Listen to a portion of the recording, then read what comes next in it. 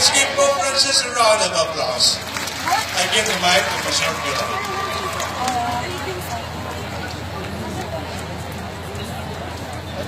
The Most Reverend Romulo Valles, Archbishop of Davao, President, Catholic Archbishop Conference of the Philippines. Pleased to be informed for the National Youth Day that will be held in Cebu from 23 to 28 April 2019.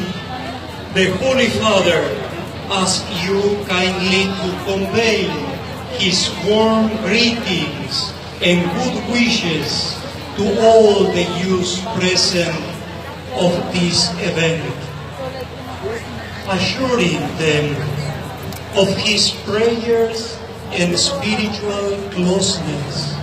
His Holiness prays that the young people will be helped in their mission to foster new and effective ways of bringing witness to the gospel of Jesus Christ in the Philippines. He also prays that they will be strengthened in their commitment to spreading the good news, not only with words, but above all by life transfigured by God's presence.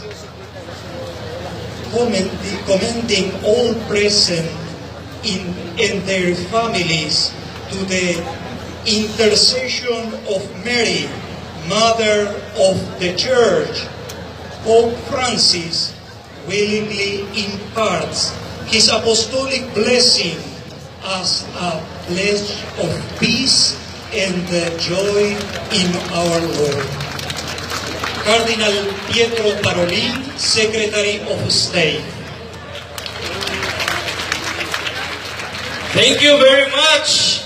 Talagang mahal tayo ni Pope Francis. Let us make Rome hear our voice. Let us make our Pope hear our voices as we all say, Lolo Kiko, we love you all together.